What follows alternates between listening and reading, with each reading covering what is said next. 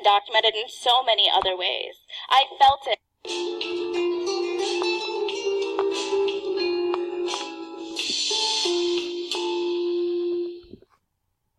4 years ago, I almost got deported.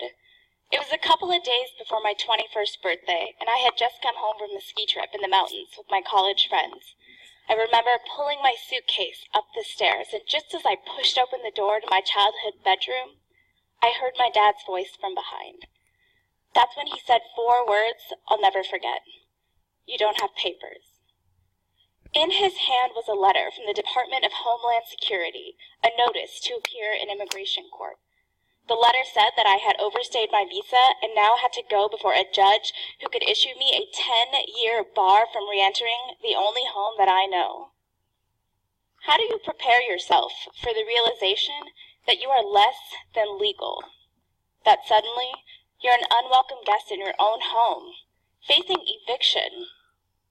That moment of truth sent me flying into a new chapter of my life that I never wanted or imagined I could ever be a part of, because I had heard about those illegal aliens, how they're criminal, they take our jobs, they don't even speak English. But my dad's words exposed me to a reality that wasn't mine until suddenly it was. And suddenly that illegal alien was me.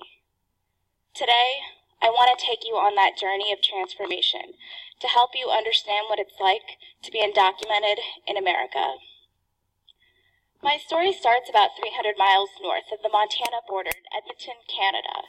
My family didn't have much money, so in 1995, when I was 5 years old, my dad went to the U.S.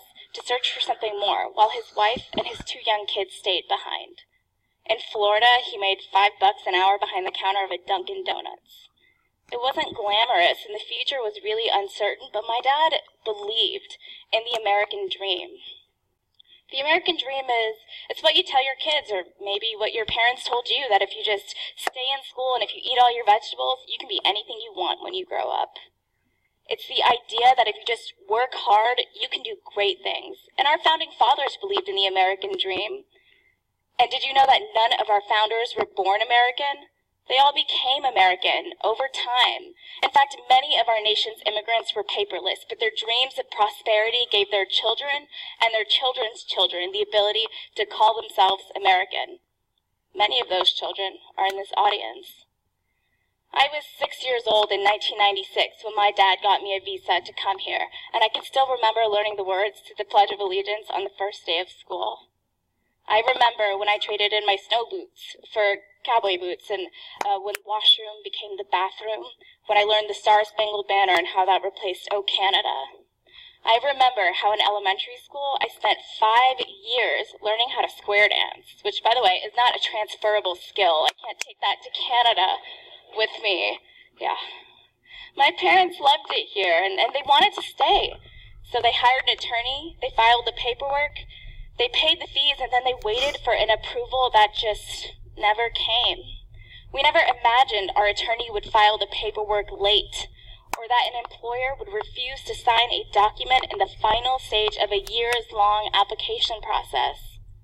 Things went wrong, but we played by the rules, and 18 years later, we have nothing to show for it, not even papers. You know, handling immigration paperwork is sort of like filing taxes. It's an adult's issue, not something you would concern the kids with. So I didn't know I had overstayed my visa because I was left out of that decision-making process. And instead, I focused on other things, like school. I got accepted to Northwestern University, and when I left for college, my parents came with me to make sure that there was air conditioning in my dorm, which there wasn't, but also to make sure that there were no boys living in my dorm, which there were. But that was the last time they ever got on a plane, because a couple months later, their driver's licenses expired, and that's really when their life of invisibility began. You know, living in this country without a valid government-issued ID card is hard, because while my parents can't renew their driver's licenses, they still pay car insurance. They can't open a savings account, can't get a credit card, can't sign up for Obamacare, and forget retirement without Social Security. My parents have a 20-year track record of paying income tax, sales tax, property tax, Medicaid tax, Medicare tax, Social Security tax, and yet we are still undocumented. But growing up, I felt the burden of being undocumented in so many other ways.